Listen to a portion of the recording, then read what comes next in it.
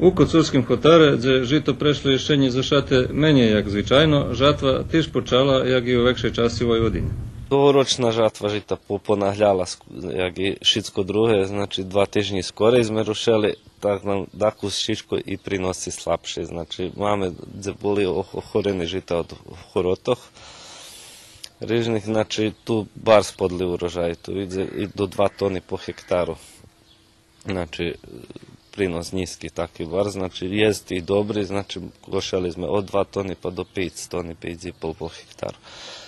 Znači, to u roku bude šarenolike, jak bi švarelo, všeljake. Bar zveljki škodi mame od hlodaroh, jest i co trovane, i co nje, ali darmo to так, baš велика наезда.